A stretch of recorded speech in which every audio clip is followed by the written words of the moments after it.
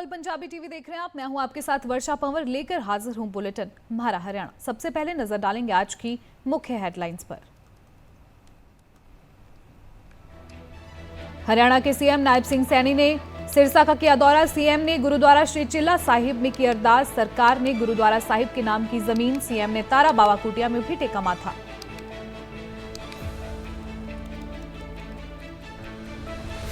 करनाल में भाजपा ने प्रदेश अध्यक्ष मोहनलाल बुडौली के लिए रखा सम्मान समारोह। कार्यक्रम में कई दिग्गज नेता होंगे शामिल।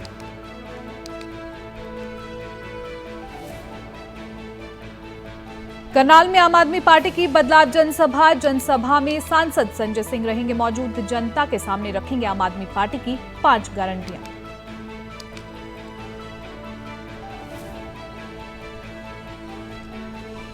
करनाल में तीज उत्सव की धूम। सीएम नायब सिंह सैनी की पत्नी सुमन सैनी ने कार्यक्रम में लिया हिस्सा। महिलाओं के साथ उत्सव में दिखी सुमन सैनी।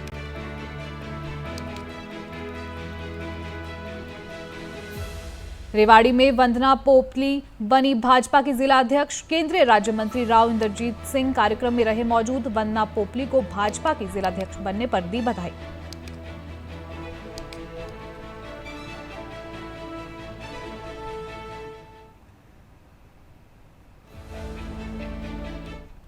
हेडलाइंस के बाद अब खबरें विस्तार से। हरियाणा के मुख्यमंत्री नायब सिंह सैनी सिरसा दौरे पर हैं। सीएम नायब सिंह सैनी ने आज गुरुद्वारा श्री चिल्ला साहिब में माथा टेका और अरदास की। इस दौरान गुरुद्वारा साहिब की ओर से उन्हें सम्मानित किया गया। गुरुद्वारा श्री चिल्ला साहिब में अखंड पाठ का भी आयोजन किया गया। आपको बता दें कि सरकार ने गुरुद्वारा साहिब के नाम जमीन कर दी है। 77 कनाल 7 मरला भूमि गुरुद्वारा साहिब के नाम की गई है। ऐसे में सीएम नायब सिंह सैनी को सम्मानित किया गया। अभिनंदन कार्यक्रम का जो है गुरुद्वारा में आयोजन किया गया था। इसके बाद मुख्यमंत्री नायब सिंह सैनी ने सिरसा में ही तारा बाबा कुटिया में माथा टेका। आपको बता दें कि हरियाणा के सीएम नायब सिंह सैनी सिरसा दौरे पर है। ऐसे में उन्होंने आज गुरुद्वारा श्री चिल्ला साहिब में माथा टेका और अरदास की। इस दौरान गुरुद्वारा साहिब की ओर से उन्हें सम्मानित किया गया। गुरुद्वारा श्री चिल्ला साहिब में अखंड पाठ का भी आयोजन किया गया। आपको बता दें कि सरकार ने गुरुद्वारा साहिब के नाम जमीन की है। 77 कनाल 7 मरला भूमि जो है गुरुद्वारा साहिब के नाम कर दी गई है। ऐसे में नायब सिंह सैनी को गुरुद्वारा साहिब की ओर से सम्मानित किया गया। आप तस्वीरों में देख सकते हैं करनाल में जो है नायब सिंह सैनी ने गुरुद्वारा साहिब में माथा टेका। वहीं बाबा तारा कुटिया में भी माथा टेका गया।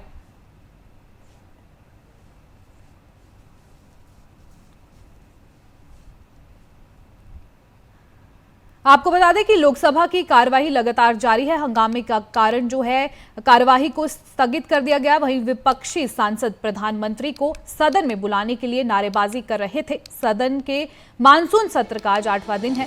सत्र शुरू होते ही कांग्रेस सांसदों ने स्थगन प्रस्तावों पर चर्चा की मांग की। स्पीकर ने कहा प्रश्नकाल में कोई प्रस्ताव नहीं आएगा।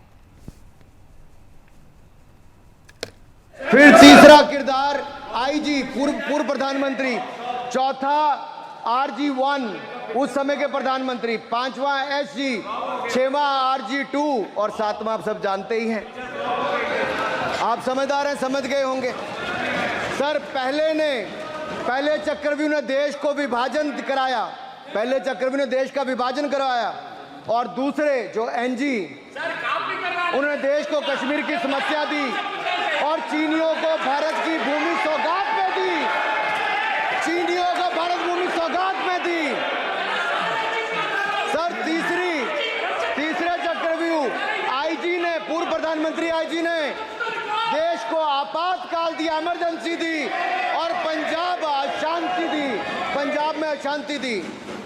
चौथे जो RG1 है, RG1 ने बोफोर दिया और सिखों का निस्सहार किया। पांचवें जो ऐसी हैं उन्होंने सनातन धर्म परंपरा के प्रति नफरत का नैरेटिव बनाया। 12 लाख के करोड़ के घोटालों को संरक्षण प्रदान किया। देश की आर्थिक अर्थव्यवस्था को भंवर जाल में फंसाया। और छठे ठहरे आप, जिन्होंने पिछले 15 सालों में देश की राजनीति, संसदीय परंपरा और संस्कृति को इतना नुकसान पहुंचाया जितने कि ये बाकी 6 मिलकर चक्रव्यूह एक साथ मिलकर भी नहीं कर पाए। और रही 7वीं, उनका मैं नाम नहीं लूंगा, मैं इतना ही कहूंगा सभापति जी, 7 चक्रव्यूह ने मिलकर देश को गरीबी, भूखमरी, आतंकवाद, कट्टरवाद जैसे अनगिनत दुष्चक्रों में फंसा दिया था। देश को हमने इन आपके दुष्चक्रों से बचाया है, आजाद कराया और माननीय प्रधानमंत्री मोदी जी के नेतृत्व में विकास रथ को आगे बढ़ाया। आज दुनिया में भारत को 5वीं बड़ी अर्थव्यवस्था बनाया, 5वीं बड़ी अर्थव्यवस्था बनाया। आप जिस अभिमन्यु को घेरने की कोशिश पिछले 22 सालों से कर रहे हैं, गुजरात से लेकर दिल्ली तक, आपके योद्धा और आपकी सरकारें निपट गई, लेकिन आप उनको घेर पाए क्योंकि वो जनता के दिलों में बसे हैं। आज यहाँ 293 अभिमन्यु बैठे हैं, भले ही आपके पास करण जैसे धुरंधर हो, शकुनी जैसे कुटिल रणनीतिकार हो, धर्म हमारे साथ है, धर्म हमारे साथ है। भले ही आपके पास नारायणी सेना हो, लेकिन स्वयं भगवान कृष्ण हमारे साथ है, स्वयं भगवान कृष्ण हमारे साथ है।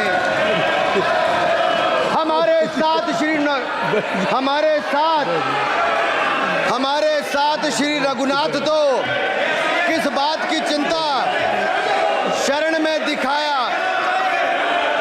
माननीय सभापति जी, हमारे साथ श्री रघुनाथ तो किस बात की चिंता शरण में रख दिया जब मात, तो किस बात की चिंता। हमारे साथ तो जनता रूपी रघुनाथ है और आगे भी रहने वाला है। आप देखिए, ये कल से हलवा बांटने की बात कर रहे थे। अध्यक्ष महोदय, कांग्रेसियों के कंधे पर सवार होकर सैर करते हैं, जैसे मदारी के कंधे। सर इसको देख लीजिए। माननीय आप असत्य कहें, हम कार्रवाई का हिस्सा नहीं है। असत्य कहें। माननीय सभापति जी, I have already given ruling, mister Venugopal, I have given ruling, please. माननीय सभापति, असत्य के पैर नहीं होते, असत्य के पैर नहीं होते, और ये असत्य अक्सर कांग्रेसियों के कंधे पर सवार होकर सैर करता है। जैसे मदारी के कंधे पर बंदर होता है, वैसे ही राहुल जी के कंधे पर दल होता है। कर दिया गौरव। जैसे मदारी के कंधे पर बंदर होता है, वैसे ही राहुल जी के कंधे पर बंडल होता है, जिसे वो रोज यहाँ परोसते हैं। ये बजट पर, सदन पर। After he speech. माननीय सभापति जी, जिस व्यक्ति को बजट निर्माण की प्रक्रिया का पता ना हो, संसदीय कार्य में रुचि ना हो, मात्र अध्यादेश को फाड़ने का काम किया हो, उससे क्या अपेक्षा की जा सकती है। मैं पूछना चाहता हूँ, हलवा किसको मिला? मैं पूछता हूँ, हलवा किसको मिला? राहुल जी बताइए, हलवे की बात की थी, जीभ घोटाले का हलवा किसने खाया? वो फोर्स घोटाले का हलवा किसने खाया? अंतरिक्ष देवास घोटाले का हलवा किसने खाया? नेशनल हेराल्ड के घोटाले का हलवा किसने खाया? सबमरीन घोटाले का हलवा किसने खाया? अगस्ता वेस्टलैंड घोटाले का हलवा किसने खाया? 2G स्कैम हलवा किसने खाया? कॉमनवेल्थ स्कीम का हलवा किसने खाया? कोयला घोटाले का हलवा किसने खाया? वाल्मीकि योजना घोटाले का हलवा किसने खाया? चारा घोटाले का हलवा किसने खाया? यूरिया स्कैम का हलवा किसने खाया? राहुल जी, हलवा मीठा था या फीका? माननीय सभापति जी, कुछ लोग ओबीसी की बात करते हैं। मैं ये कहता हूं, इनके लिए ओबीसी है। गौरव सुनिए, गौरव बड़ा इंपॉर्टेंट है।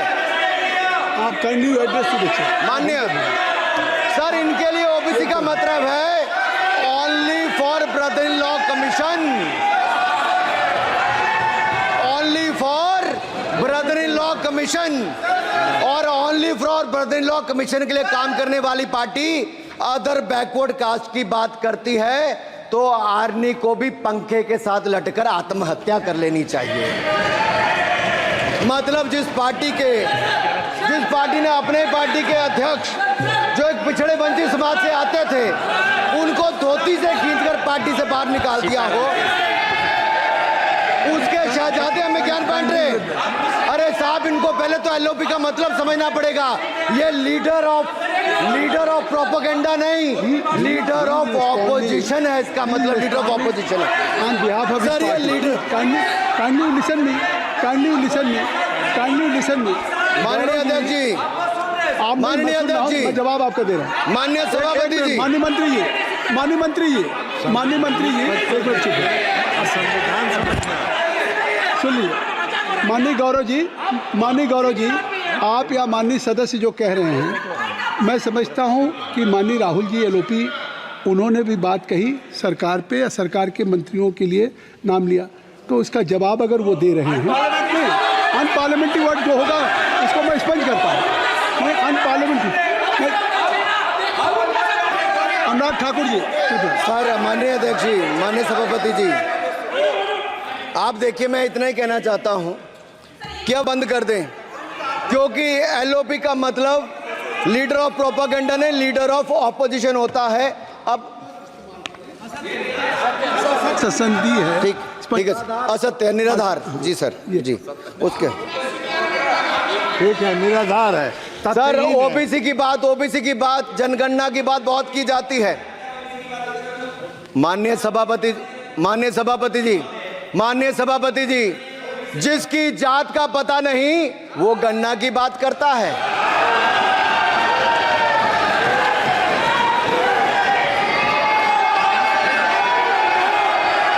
जिसकी जात का पता नहीं वो गणना की बात करता है।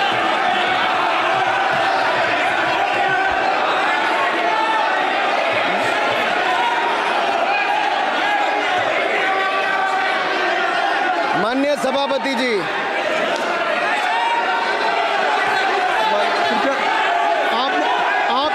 आपने जो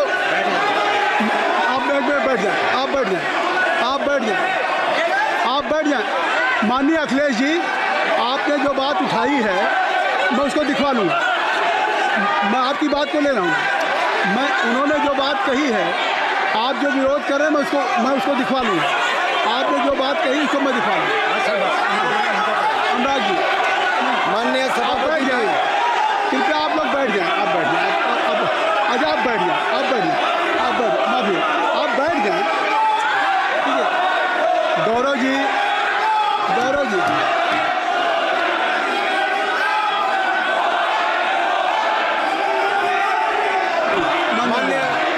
माननीय सभापति जी, मैं आपको याद कराना चाहता हूँ, इसी सदन में एक पूर्व प्रधानमंत्री जी ने RG1 ने ओबीसी को आरक्षण देने का विरोध किया था। RG1 ने ओबीसी को आरक्षण देने का विरोध किया था।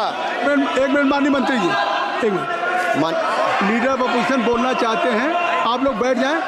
माननीय मंत्री जी की स्पीच, माननीय अनुराग जी की स्पीच खत्म हो जाए। बैठे आप लोग बैठ जाएं।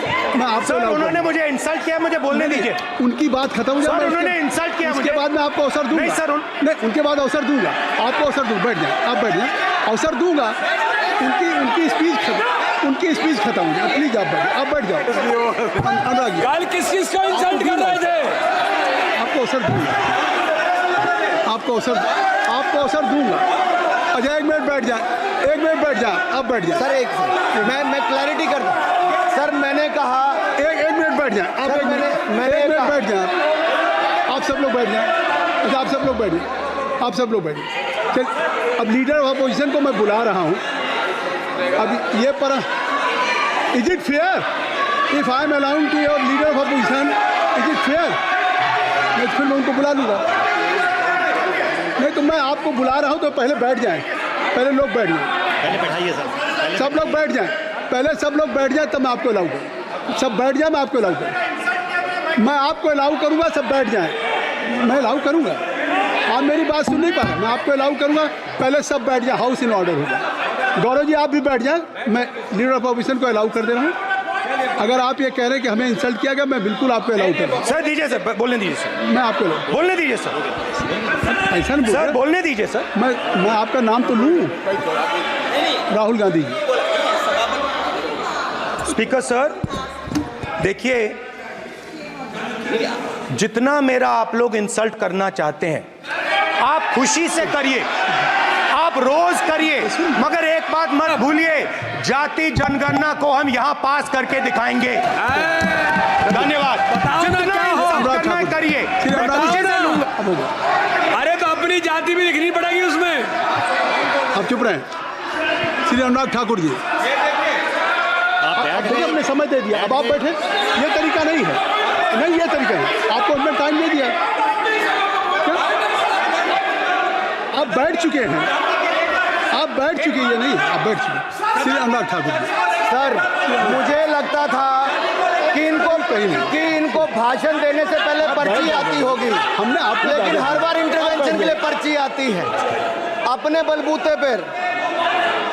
सर उधार की बुद्धि से राजनीति नहीं चलती है, उधार की बुद्धि से राजनीति नहीं चलती है। यहाँ पर्ची लेने से काम नहीं चलता है। आप बोल के हटते हो, फिर पर्ची आती, फिर बोलते हो, ऐसे कैसे चलता है?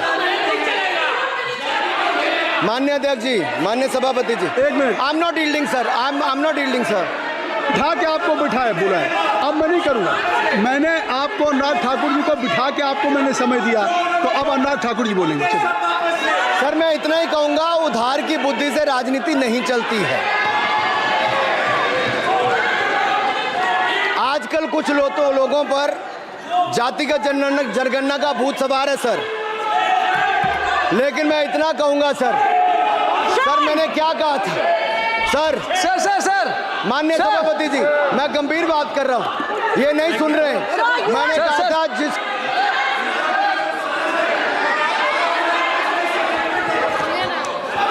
ठाकुर टैगोर प्लीज।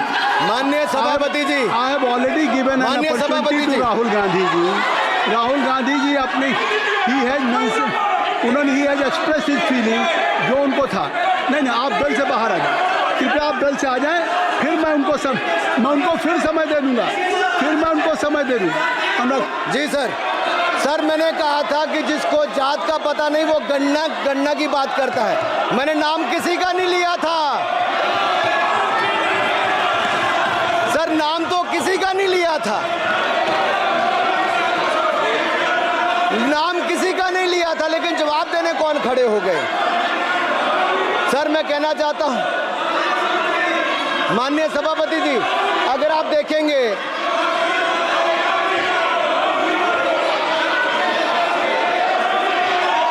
मैंने अनुराग जी को बिठा के मैंने माननीय राहुल गांधी को समय दिया, मैंने अनुराग ठाकुर जी को बिठा के, तो कृपया आप लोग जब एलओपी को टाइम मिल गया तो आप सदन में व्यवधान अब फिर बोलना चाहते हैं, आप खड़े हो जाइए, आप फिर बोलना चाहते हैं, खड़े हो जाइए, चलिए खड़े हो, आप लोग जाइए बिल से बाहर।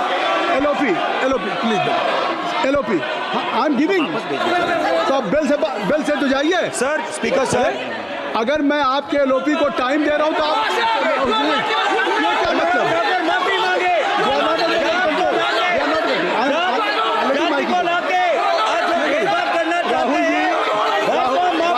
राहुल गांधी जी, हमने आपको समय दिया, अपने मेंबर से कहिए कि बैठे तब तो आप बोलेंगे, बैठिए तब तो बोलेंगे भाई। राहुल गांधी जी कह रहे तब तो आप अंदर आइए, अभी सबको ले जाइए प्लीज। सर माइक लीजिए सर, एक मिनट माइक मिल जाए।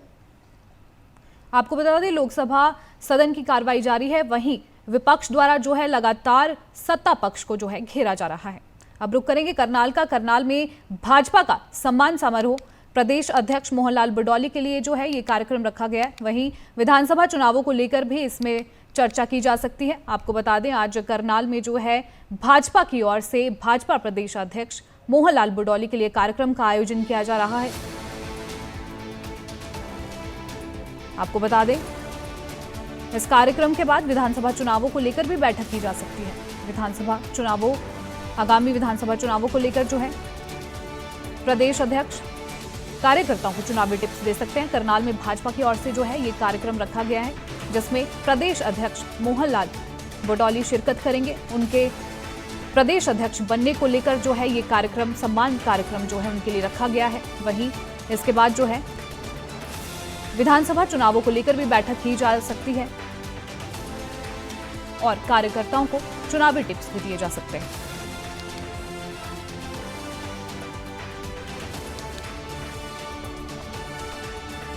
वहीं करनाल में आम आदमी पार्टी की ओर से भी बदलाव जनसभा की जाएगी। पुरानी सब्जी मंडी में जनसभा का आयोजन किया जाएगा, जिसमें सांसद संजय सिंह मौजूद रहेंगे और जनता को संबोधित करेंगे। आपको बता दें कि कई अन्य नेता भी जनसभा में शामिल होंगे। जनता के सामने आम आदमी पार्टी की 5 गारंटियों को रखा जाएगा। आपको बता दें कि आम आदमी पार्टी की ओर से लगातार बदलाव जनसभा जो है हरियाणा के अंदर की जा रही है। जैसे जैसे विधानसभा चुनाव नजदीक आते जा रहे हैं, वैसे वैसे जो है सभी पार्टियां जो है हरियाणा के अंदर सक्रिय होगी। ऐसे में आम आदमी पार्टी की ओर से जो है बदलाव जनसभा का आयोजन किया जा रहा है। करनाल में जो है ये जनसभा की जाएगी। जनसभा के माध्यम से जनता के सामने आम आदमी पार्टी की 5 गारंटियों को रखा जाएगा। आम आदमी पार्टी की ओर से दावा किया जा रहा है कि हरियाणा की जनता को 24 घंटे बिजली और मुफ्त बिजली दी जाएगी। हर गांव और शहर में मोहल्ला क्लिनिक का निर्माण किया जाएगा। सरकारी अस्पतालों को ठीक किया जाएगा। सरकारी स्कूलों में बच्चों को मुफ्त शिक्षा प्रदान की जाएगी। वहीं महिलाओं को सशक्त बनाया जाएगा, जिसके लिए उन्हें हर महीने 1000 रुपए दिए जाएंगे। वहीं हर बेरोजगार युवा को भी रोजगार दिया जाएगा। ये बड़े दावे जो है आम आदमी पार्टी की ओर से किए गए हैं। आपको बता दें कि करनाल में जो है आज आम आदमी पार्टी की ओर से बदलाव जनसभा की जा रही है। ऐसे में पुरानी सब्जी मंडी में जो है ये जनसभा आयोजित की जाएगी, जिसमें सांसद संजय सिंह विशेष रूप से मौजूद रहेंगे। करनाल में सीएम नायब सिंह सैनी की पत्नी सुमन सैनी और पूर्व मेयर रेणु बाला तीज उत्सव के उपलक्ष्य में आयोजित कार्यक्रम में पहुंची। हरियाली तीज 7 अगस्त को है। ऐसे में अभी से उत्सव को लेकर महिलाओं में उत्साह देखने को मिल रहा है। कई जगह पर कार्यक्रम आयोजित किए जा रहे हैं। करनाल के नरसी विलेज में श्री गणेश मंदिर में कार्यक्रम आयोजित किया गया। इस कार्यक्रम में तमाम महिलाओं ने शिरकत की। ये कार्यक्रम तीज उपलक्ष्य को लेकर हुआ। इस कार्यक्रम में विशेष रूप से जो है नायब सिंह सैनी की पत्नी सुमन सैनी और पूर्व मेयर रेणु बाला गुप्ता पहुंची थी।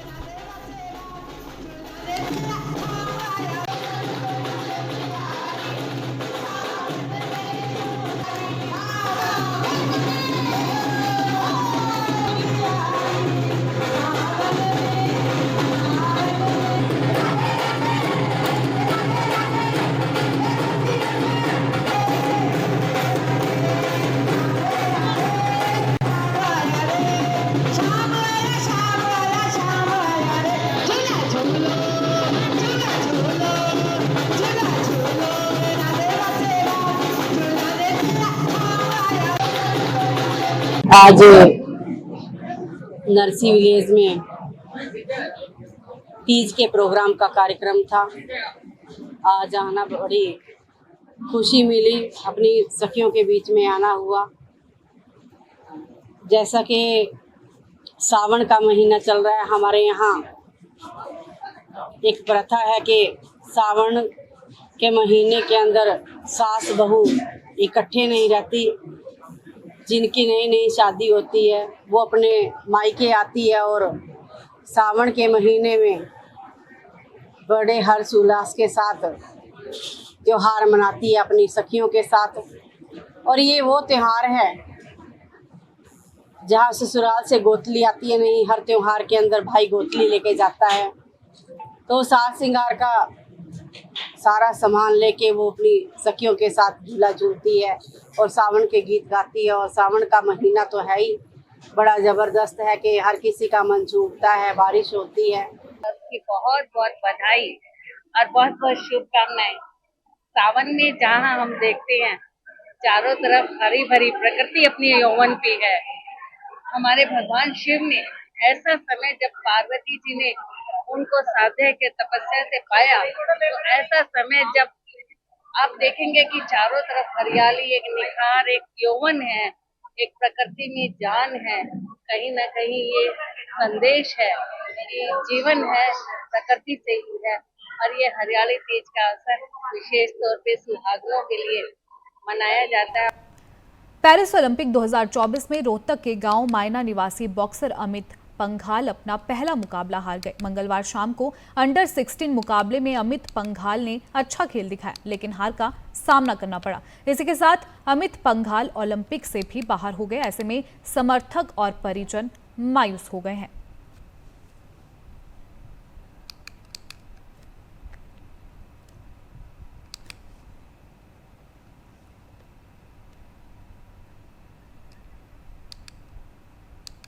आपको बता दें पेरिस ओलंपिक में अमित पंघाल जो है बाहर हो गए हैं।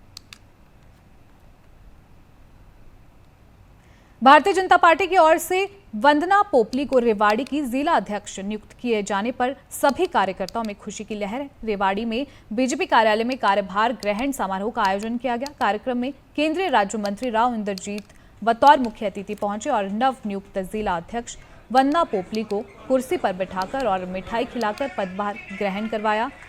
पटौदी हरिमंदिर आश्रम से आए स्वामी धर्मदेव ने विधिवत रूप से मंत्रोच्चारण कर वंदना पोपली को कुर्सी पर बैठाया। कार्यक्रम के दौरान महिला मोर्चा की ओर से पगड़ी पहनाकर एवं शॉल ओढ़कर सम्मानित किया गया। इस मौके पर ढोल नगाड़े बजाकर उनका स्वागत किया गया।